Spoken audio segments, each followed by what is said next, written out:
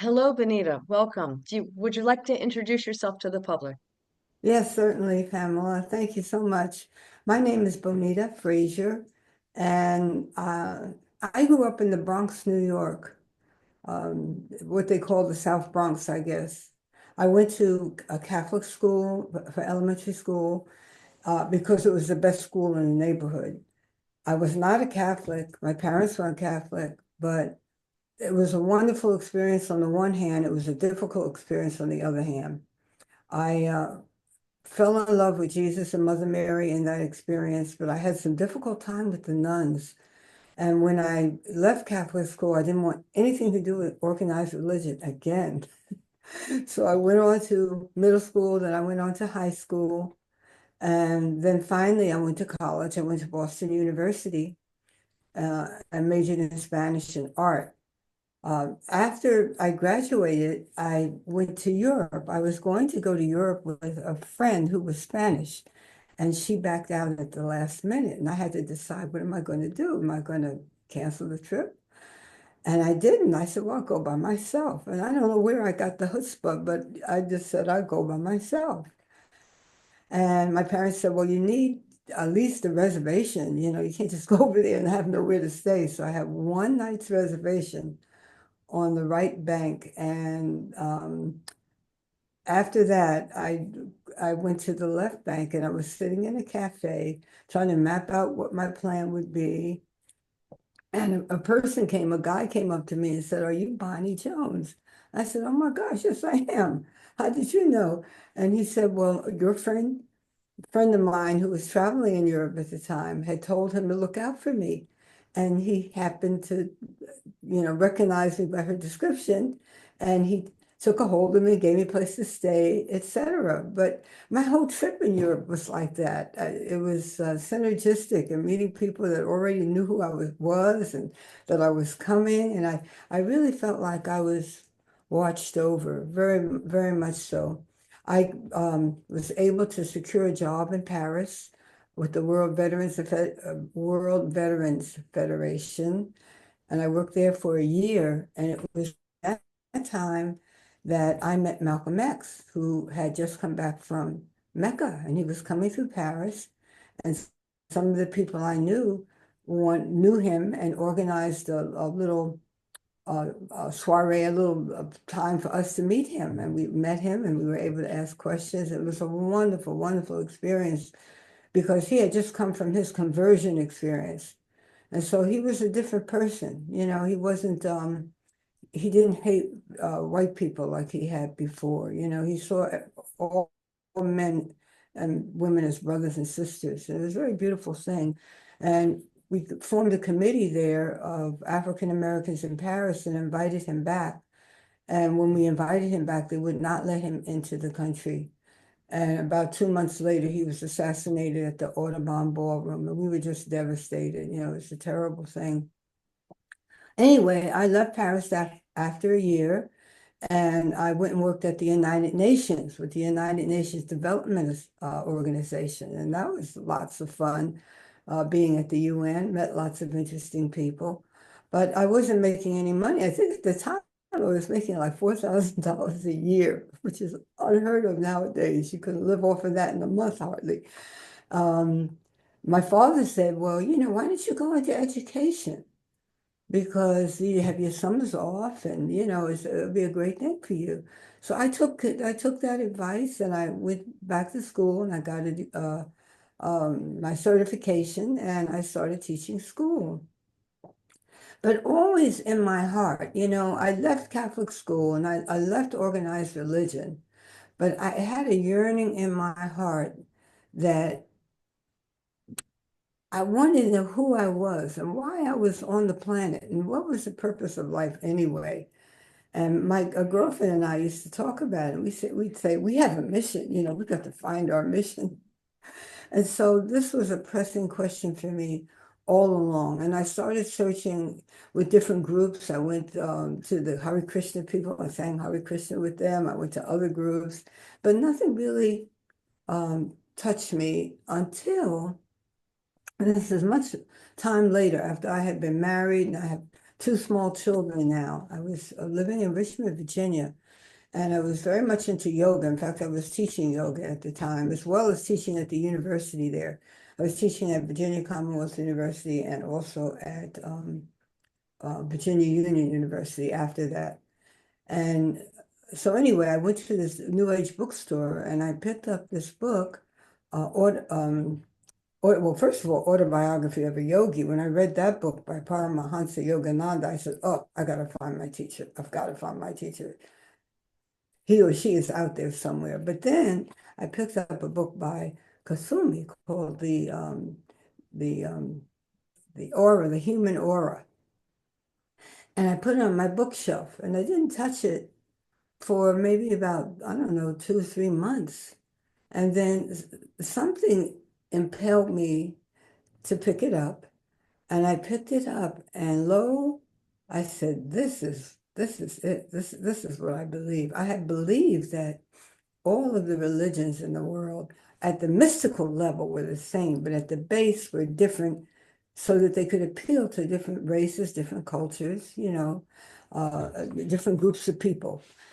And I read all about the mighty I am presence, and I read about, your holy Christ self and the hierarchy of light going from the mighty I am presence through Elohim, to archangels, to ascended masters, to elementals.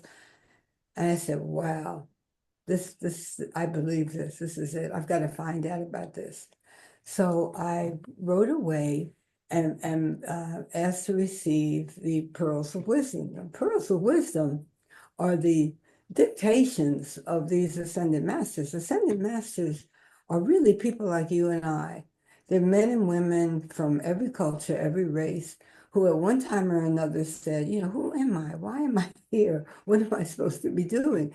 And so they began a search like I did.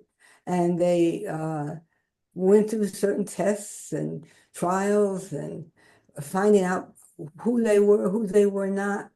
And until they gained a certain mastery and fulfilled certain requirements that elevated them beyond the planet and in a position where they would not have to re-embody anymore.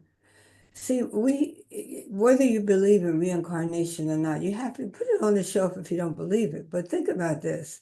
We came from God. We were made in God's image. And not this image you see here, not this physical body, but in an image that's spiritual. And we descended. We failed our test in the Garden of Eden, which was a mystery school, right? It was a mystery school. And we failed our test of obedience, and we got it from that garden because of that, right? And so then God in his great mercy gave us free will and reincarnation because he knew it's going to take us a while to get back to him, right? And couldn't do it in one life. You can't, you think about a virtue you might have. You can't expand and grow that virtue just in one life. It comes back over and over and over again, and you get higher and more expansive in it. So you take the virtue of freedom, that Harriet Tubman, say, for example, came as a slave, but she had this tremendous desire for freedom and to help people gain their freedom. This is something she brought with her that she expanded on in this life. And where is she now? Who knows? She may be ascended. You know what I mean? She expanded it to the extent that she made her ascension. But when you make your ascension, you have mastered time and space, and you no longer have to come back and learn anything because you've learned it. And the thing that we need to realize is that the whole purpose for life is the ascension. We are here to get back to God. We are here to make our ascension, not just Jesus, not just one person. We have within us the seeds to become sons and daughters of God. And that was really Jesus' message when he said, let that mind be in you, which is in Christ Jesus, or, Christ in you, the hope of glory. If you look in the Bible, there are all kinds of quotes that point to the fact that we are sons and daughters of God, and we have to walk this path of personal Christhood. And so anyway, I read this and I said, this makes sense to me. This resonated with me. You know how God said, I'll write my laws in your inward parts? Well, I had that law inside of me. So that although I wasn't going to church and my family wasn't a church family, I didn't come out of a family that were churchgoers. I came out of a family with the kind of carnal, but they were lovely people. My father was a lieutenant in the police force of New York City. My mother was a social worker. She helped people, young couples adopt children, So I said, wow, okay. I wrote away for these pearls of wisdom, which are the dictations, the words, the teachings of these masters as delivered by the messenger Mark and Elizabeth Clare Prophet. And I have to talk about them because there are all kinds of things for ascended masters out there. But the important thing to know is that there are these two prophets that came, Mark and Elizabeth Clare Prophet. I have her picture up here on my wall behind me, that are the two olive branches, the two uh, mentioned in Revelation that came to preach for a time and a half a time, for a cycle. In other words, they came to preach for a cycle, and they came in sackcloth, meaning they came with their karma, but they mastered their karma, and both of them are ascended at this hour. So these dictations have come through them, and they are anointed messengers by God, trained for thousands of years to be messengers, so they're not just, channelers or anything like that. So I read these pearls of wisdom and I said, wow, I want to follow this. I want to be a keeper of the flame. And so I want to go to a conference. I want to see what's happening here. So this was 1977. And my first conference was 1978. And behold, it was called Find Your Way Back to Me. Right? And I went there by myself, but I knew something extraordinary was going to happen to me there. And one of the first dictations I heard was a dictation by Kuthumi. And Kuthumi was, of course, wrote the book, The Human Aura. So it's like I was getting a double dose of this particular master. And it was during this dictation that Melchizedek came in the room. Melchizedek and even some of you may be Christian or not, but in the Bible anyway, he is a priest that was not born or neither died. And he appeared to Abraham, and Abraham gave him a tenth of the spoils that he had gained from this war he had just won. He was a fantastic priest of God. And he said in that dictation that we could become members of the order of Melchizedek. And I said, wow, that's what I want. I want to be a member of the order of Melchizedek. And so from that point on, I followed the ministry. I took every opportunity to take courses on the world teachers that were offered, but one. I took every opportunity because I wanted to be a minister at that point. I wanted to be a priestess of the order of Melchizedek. And what happened to me at that conference was extraordinary. I had my threefold flame charged. And in the charging of this threefold flame, I knew I was Christ. I knew I was Christ. It wasn't a belief. I had, grown up in the 70s, went to school in the 70s where morals were relative and everything was getting kind of crazy. And the way shower came into my being and just righted all that. And I knew everything, what was right, what was up, what was down, what was true. And I said, this is who I really am. But I knew I had to become it. I knew I knew that it wasn't the full manifestation of what I could become. It was a taste of what I could become. And this may have happened to you too. Have you ever had maybe you've had an experience of intuition or clairvoyance or whatever that came once or twice, but you knew because it came, it was something that you could attain after a while, by and by. So that's what I felt. I felt like this is what I am. This is who I am, but I'm going to have to work to externalize this. This internal thing, I'm going to have to work to externalize by my actions, by my thoughts, by my feelings. And so that really started the path for me. And I went to that conference, and then I said, gosh, I've got to go to another one. And so I went to another one where I actually got a chance to meet the messenger, or at least have an experience with the messenger. And I write about this in my book because I am an author. I have a published book, and I'm a painter. So I paint about it, I write about it. And so at this conference, at the end of the conference, we were told, if you wait, Mrs. Prophet will come out and you probably have an opportunity to ask her questions. So my friend and I, we said, oh, we're going to wait, we're going to see. Meanwhile, in the garden, after the conference, she was circulating in the garden at the World Ashram, the Ashram of the World Mother in Los Angeles. After every conference, they would have this picnic kind of thing. And I saw her there. And I tried to get near her to talk to her, but I couldn't. There were a lot of people around her. But I touched her clothes. I touched her garment. And later on that evening, we never got a chance to talk to her. We waited 2 hours. We waited and waited.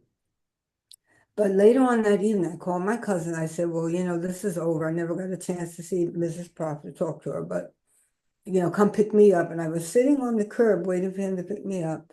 And her presence came to me. And her presence came and answered all of the questions that I had. And I knew for a certainty for me that I had found my community. There was no doubts. After that, there was just no doubts, no hesitation, nothing. I knew I had found what I had been looking for. And I decided I'm going to come to California. I'm going to leave everything behind in Richmond, Virginia. My marriage wasn't doing well anyway. So I was going to leave all of that and go to California. Well, it so happened that I believe, and I write this in my book, that touching her garment was like that woman that touched the garment of Jesus, and he cured her of the blood. And I can't remember right now what it was called, but she had blood for 12 years or something, and he cured her of that.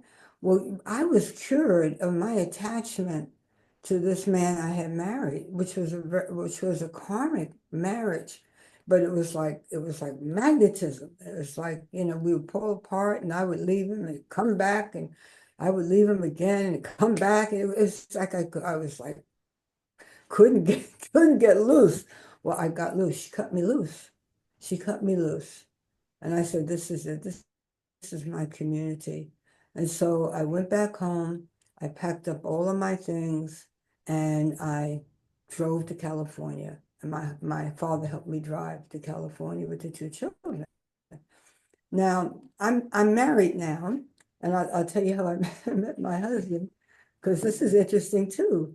Back in 1978, I think I went to a lecture in Arlington, Virginia, where Mother, we call Elizabeth Clare Prophet Mother because she's an expression of the Divine Mother, who's universal, Mother Mary, Kuan Yin.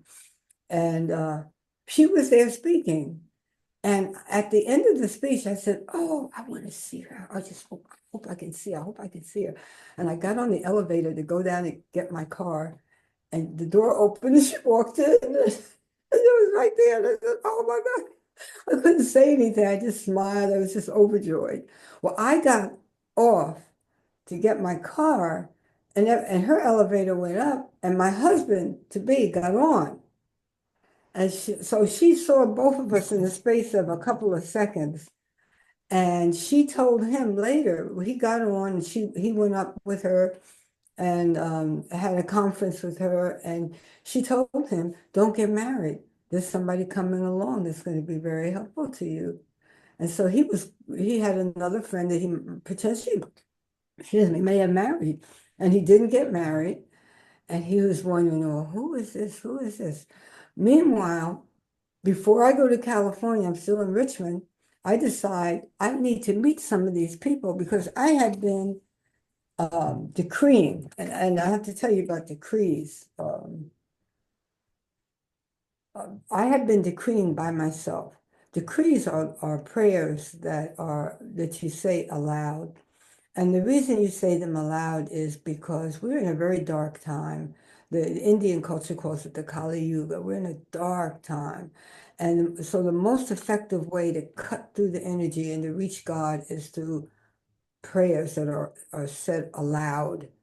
All right, so we have a decree, I am the being of violet fire, I am the purity God desires. That I am is always the name of God, always. So it's God in me is a being of violet fire. God in me is the purity God desires. So I have been doing these decrees, but I hadn't met anybody in the group. This is before I went to drove to California. So I said, I'm going to go up to Washington. That was the closest center. And I got in the car with my two children. I drove up to Washington. And lo and behold, I met my husband, Kenneth. But I didn't know he was going to be my husband or anything. But he was in this white suit, very sharp looking suit. And he came up to me and he said, who are you? And I said, oh, my name is Bonnie Madden. And when are you coming to California? I said, oh, I have no intention of coming to California. He recognized me immediately by the back of my head. He knew that I was the one he was going to marry. So anyway, fast forward again, I'm in California and I get there with my two children. And who do I see but Kenneth by the lake? And he says, oh, I say, here I am. And he says, oh, how are you? And I have left my husband now, and I want to be a nun. I don't want, now I'm clear. I want to be a nun. I'm not interested in a relationship at all. But I kept seeing Kenneth at Camelot, which was the name of our community in California. And he'd be walking by the pool, and I'd meet him walking by the pool, and he'd be smiling. And I'd smile, but I'd say, no, I don't want it. But in my heart, I knew, I was going to marry him. But my outer being was saying, no, no, I don't want to. Which tells you often God knows what you need. You don't know what you need. You think you need one thing, but you need another thing. So anyway, we worked together at Camelot. Uh, he worked in publicity. I worked in Montessori International. I taught middle school there, English and Spanish, and I taught English as a second language and all kinds of stuff. I taught at Pepperdine, English as a second language. So finally, we started to date. And then mother asked Kenneth, "How's your relationship with Bonita?" He says, "Oh, I don't know. It's not going. What relationship?" And she said, "Well, Moria says that you all can get married." And so mother called him one day and said, "Bring your white suit to the ranch." And he said, "Okay." And so he brought his white suit and we got married in the barn at the ranch. It was so sweet with the animals mooing and all that. And at this time, the conference was in August. It wasn't in July. So we were the first couple to get married, I think, at the ranch in August. And we've been married now for 43 years, 42 years.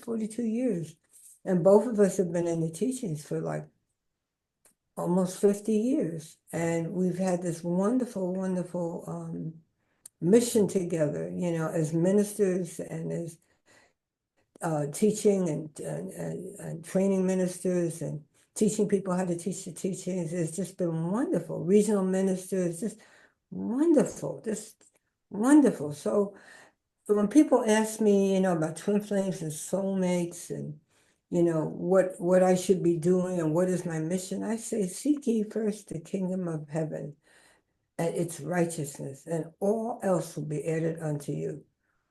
When you seek God with all your heart and soul, everything will start to fall into place. It may not look like what you think. Like me, I didn't know that I was going to get married again, but it was what my soul needed to round out my round out my personality so I could pass the initiations, the tests that I needed to pass, so I could grow my love, I could grow my patience, I could grow these virtues that you need to grow when you live close to somebody in a relationship.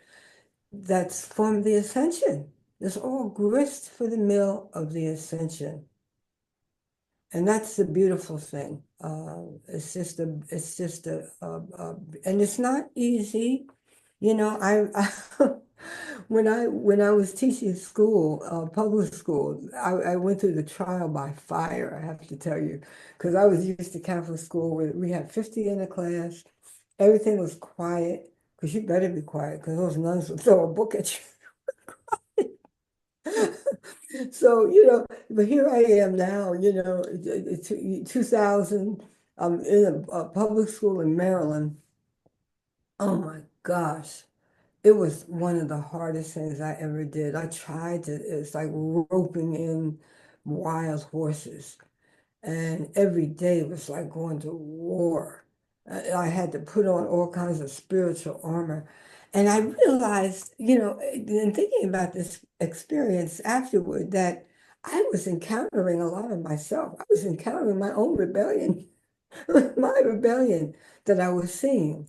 And once I let go of demanding or wanting them to conform in a way that I thought they should conform, and just started teaching those who wanted to learn, they started to fall into place. So I would teach a little group and they were quiet, and then the little group would get quiet and work. And it all, I learned so much. I learned so much about myself, as hard as it was, but it was really, really hard. And then finally, I retired, and now I'm living in Maryland, and I'm trying to write, and continue the path and do my decrees, etc. But I went to Archangel Gabriel gave a dictation that said the most important thing you can be doing is working on your Christhood. And no matter what you're into, you know what I mean? Sometimes people think, well, I have to have a profession. I have to be a professional, a teacher, a doctor, a lawyer. Whatever you are, carpentry, plumbing, whatever you are, it's putting your heart into it. Put your whole heart into it. And that's what grows your spirit. And so anyway, Archangel Gabriel says that working on your Christhood is the most important thing you can do, because one Christed one can displace the negativity of 10,000 times 10,000 people. Think of that. Think of that. We often think about structures. Oh, if we just had, a better system here or a better system there, everything will be okay. If you become the Christ, and Christ here, Christ there, Christ, more and more Christ, you can change the world, because it's consciousness that changes the world. It's not structures. The structures are made up of people who have consciousness. And if you don't change that, no matter how good the structure is, it's not going to last, it's going to crumble. There's a cosmic law. I forgot, I think it's called the law of correspondence, where whatever you think, whatever action you take, whatever you feel, creates a thought form.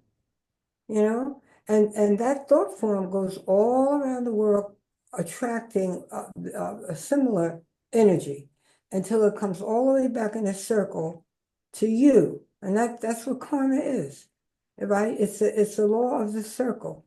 So if you want to attract to yourself happiness, you've got to give it. If you want to attract to yourself peace or love, you've got to give it.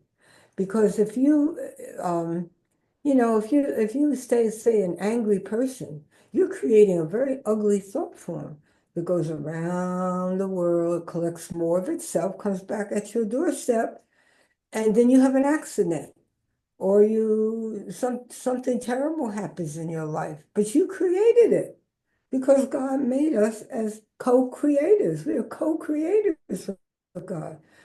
Yet we have free will. He doesn't make us do anything, but he says, look, I made you in my own image, and part of his image is creation. right? That's a fantastic thing to think about. You know, a lot of mainstream religions think you die, you go to heaven. What do you sit on a throne? You do nothing. You create, you go, and there's the whole cosmos, there's a whole universe out there, you know? So it's a pretty amazing teaching. And so I really encourage you to check this out and to remember that, always remember that you are a beautiful, beautiful person that has a threefold flame within the heart. Let me say something about the threefold flame, because I've heard people say, you know, I became a keeper of the flame. When you become a keeper of the flame, you become a keeper of that threefold flame in your heart. It's the Father, Mother, and Son. It's the blue, which represents the Father of faith and power. It's the yellow that represents the Son, which is illumination, wisdom.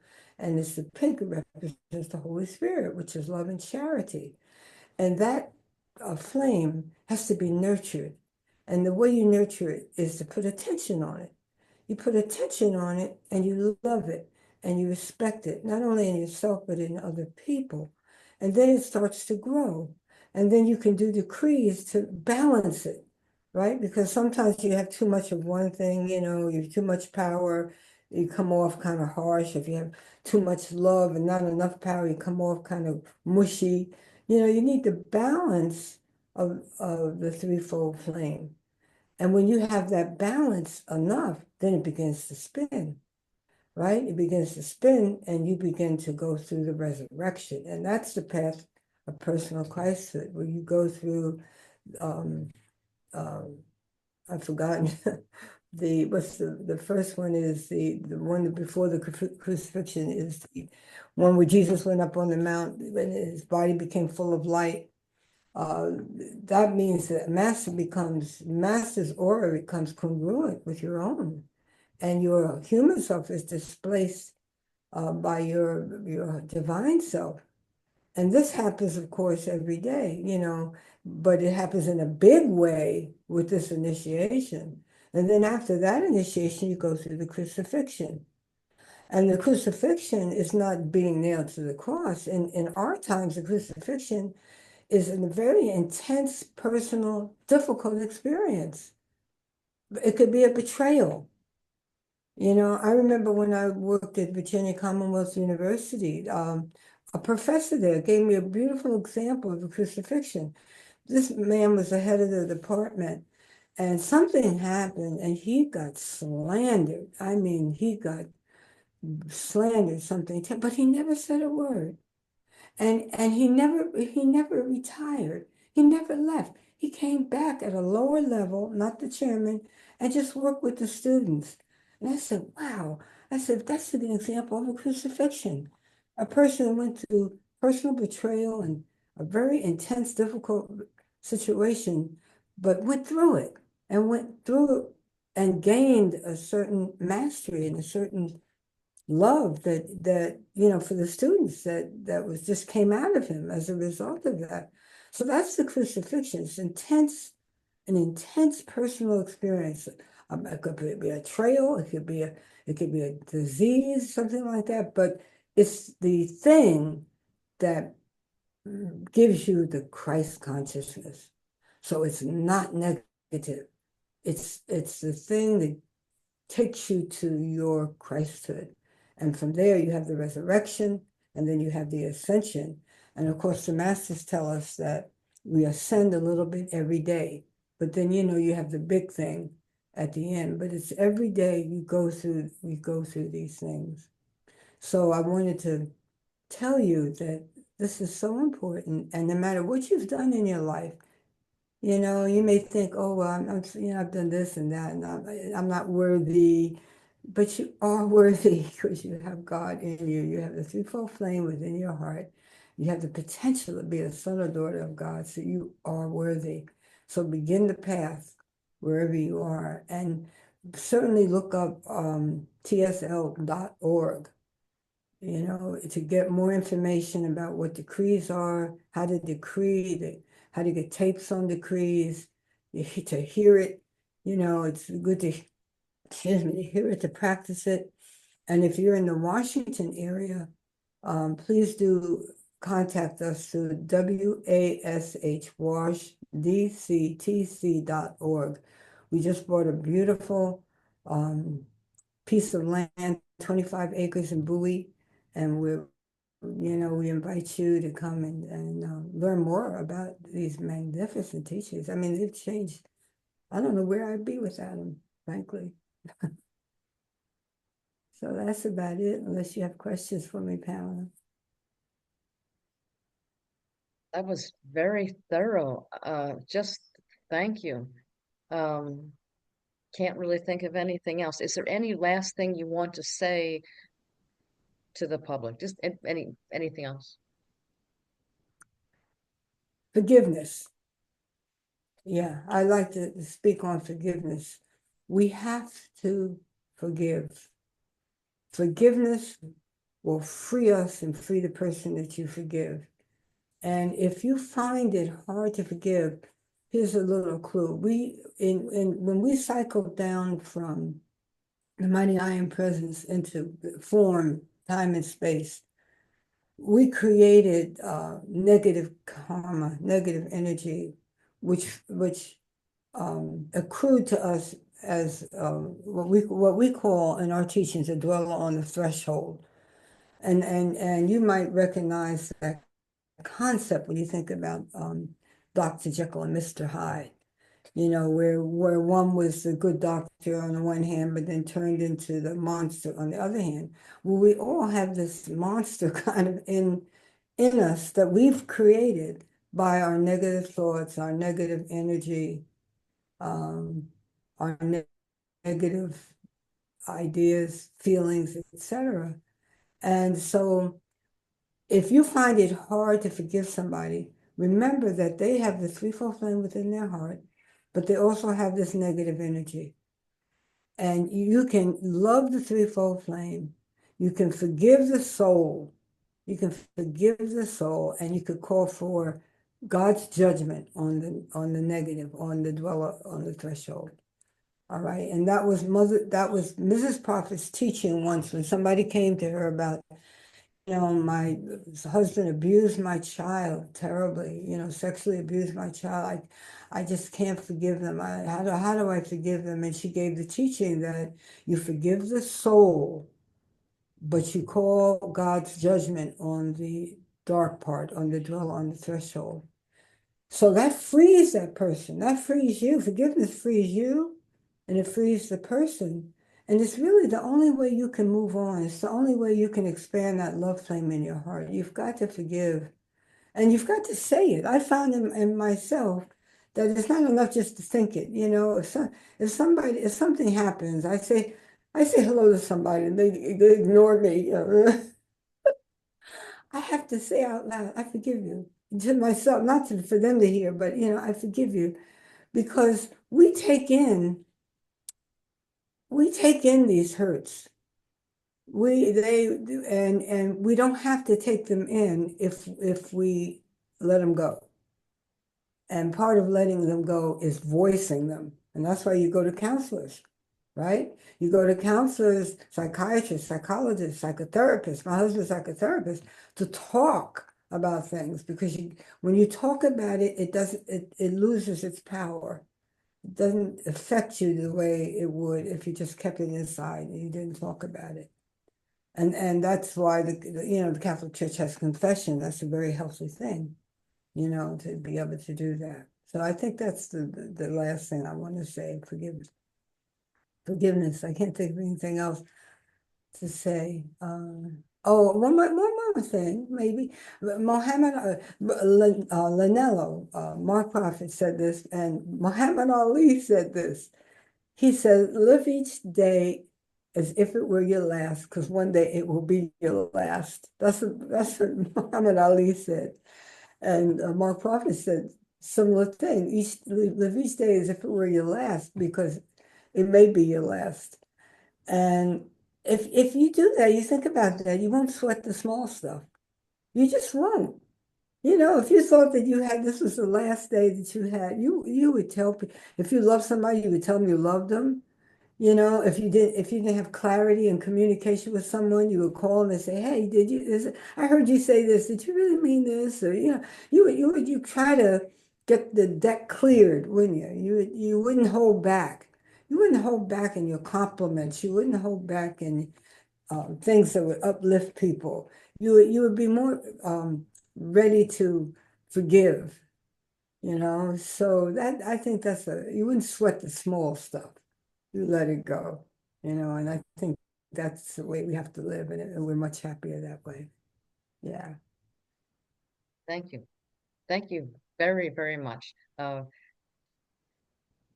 Just one last thing. I apologize. Shame. Do you have any last words on shame? Personal shame? Personal shame. For Yeah, example, yeah. I think that Garden of Eden experience, that being expelled from the mystery school, made us feel ashamed. When Maitreya came to them, Maitreya was the representation of God in the Garden of Eden. When he came to them, they said, "Why are you hiding? Why are you covering yourselves?" You know, they felt shame at their disobedience. And that shame, I think we carry levels of that shame repeated in life. That was the big one, but repeated in life in all of our different embodiments, you know. Uh, Shame is something we do to one another, unfortunately, and parents do a lot of it to children, unfortunately. They not deliberately in many cases. You know, why can't you be like your sister? Or, you gotta be. How come you didn't get an A? You could do better than that. Or look at your hair. Or wash your face. All these things go deep and reinforce that original feeling of shame. So we have to work with our souls. The soul is called the inner child. And we have to reparent that inner child. We have to love that inner child, that soul, because the soul knows everything. The soul knows all of our embodiments. It knows everything. And so we have to be kind to that soul. And even now, sometimes I have to say to myself, soul, what do you need? Soul might say, well, yeah, I need to watch a movie. Or I need to go for a walk or paint me a picture. You can't be working all the time. You got to give some space for me, for creation, for me to feel loved and fulfilled. And so we have to take care of our souls. And sometimes it's us. We have the responsibility to take care of our soul. We can go get help, and we should get help if we need help from counselors, but we have the responsibility. The other thing I want to say is we're accountable for everything. This notion of, accept Jesus Christ and you go to heaven is a childish notion. Jesus Christ came to bear our sins for 2,000 years until we were able to be adults spiritually to bear our own. So we're accountable and we're responsible. So I think that's important to remember too. and so to balance that, like you said, if we're accountable, we can make good by doing good deeds. And as you Oh, said, praying. absolutely, absolutely. Yeah, we can create good karma all the time by our thoughts, our feelings, what we do, helping people, serving people, putting love into what we're doing, seeing, holding the highest concept of the person. Not seeing the faults, trying not to see the faults, trying to magnify and uphold the best qualities of a person. Like I've had the experience where you go to the store and you might have a cash register that's person at the cash register that's very short and very grumpy or very, and sometimes you take offense. Or why they acting like that? But no, but try if you say something like, if you could give a genuine compliment, oh, that's a beautiful color on you. The person just changes. They just, oh, thank you. And then they feel sorry. They get the way they've acted and they change. So they don't react, right? They learn something rather than reacting. And so that's a very powerful thing. I mean, to be able to change somebody from reacting to saying, I probably shouldn't have been that short with that person, to themselves, and to have them smile again. That's creating thought forms. And that thought form is going around the world, creating more of itself and coming back on your lap. And then you've created great karma. And you want to balance 51% of your karma so you can make your ascension. And so you've got to, the more you do that, the more you're balancing karma. It's a wonderful thing. It's a wonderful opportunity God has given us. And when you think about that, the fact that we have all these embodiments to do this, he says, I'm going to give you all this time to do this. I'm not going to just, cut you off in one embodiment. You've got all this time to learn the lessons, to learn about yourself. I'm this, not that. I'm this, not that. To get rid of interjects. Interjects are what people put into you. Your parents, your teachers, adults usually into children. Oh, you're lazy. Oh, you're too flippant. Or oh, whatever it is, you take on those interjects, and as you really start to study and grow and learn about yourself, you realize that's not you. That's something that somebody put into you. You can take it off, and you can call for the violet flame. The violet flame, oh my gosh, the violet flame is such a gift that was given to us. It's the energy of God closest to us. And when you invoke the violet flame, and whenever you say your prayers and you invoke, you should always say, in the name of my mighty I am presence. Always put that first, because that's the name that God gave Moses in the bush when he asked him, what is your name? And he said, my name is I am that I am from time immemorial. So you say, in the name of I am that I am, I pray or I invoke whatever. And at the end, you say, according to the will of God, because you don't want to invoke anything that, that's not good for you. But when you call forth the violet flame, what it does is it goes into those records, because every action, thought, especially action, but thought and feeling we have makes a record. Like I said, a thought form or a record. It goes into that a record and it erases it. Now, we know from science that energy is never created or destroyed, and that's the truth.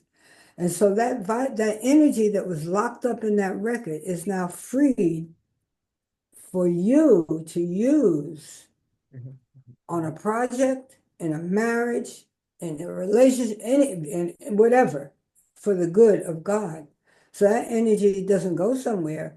It's now for you to use in a positive way. So you feel lighter, you feel happier, you feel more buoyant, as these records are taken care of one by one, one by one, one by one, they're taken care of.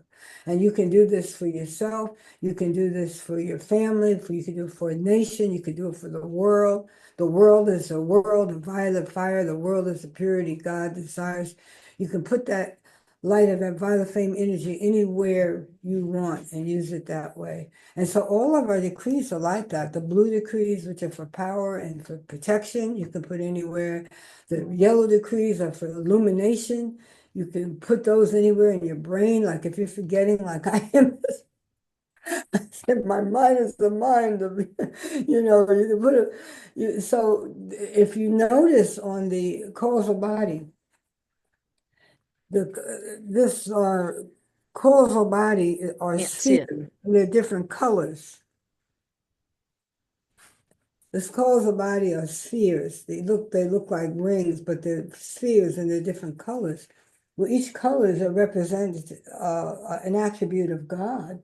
So you have white is purity, and yellow is wisdom, illumination, pink is charity and love, violet is transmutation, right? And a violet, purple, and gold is service and peace, harmony, right? And green is harmony and science and healing, and the blue is the protection.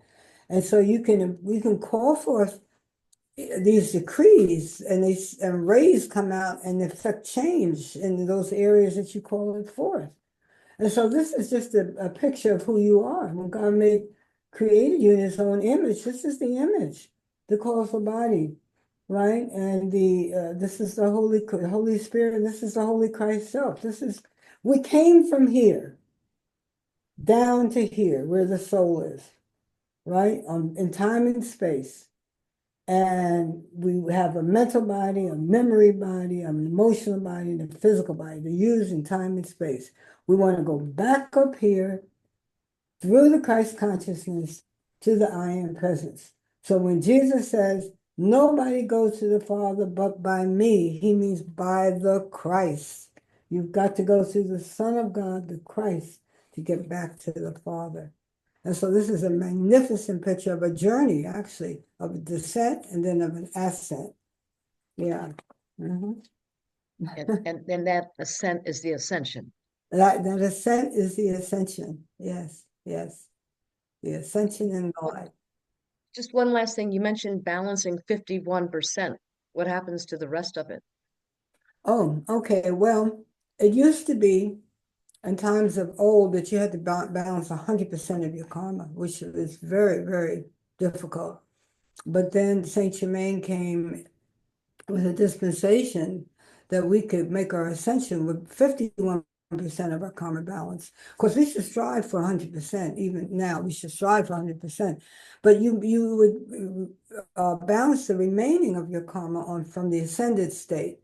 And you do that with working with people who are unascended, helping people. Like, for instance, Mark Prophet made his ascension. He didn't have 100% of his karma balance. So people who did decrees and certain decrees helped him to balance that 100% karma. On the other hand, his twin flame, Elizabeth Clare Prophet, balanced 100% of her karma before she made her ascension. So God's given us everything to do this, all the help that we need. The angels, we have angels. You can work with angels. You can call on angels. They're sitting there. There's a famous picture of an angel sitting there waiting for us to invoke them because they won't come unless you call. You have to invoke them. In the name of my mighty I am presence, I invoke my angels to come and work with me this day. Help me to work through this problem. Help me to cook the best stew. Help me, whatever, all the help. The angels will come and they will help you. And you'll start to feel them because the more attention you put on something, the more you draw it to you.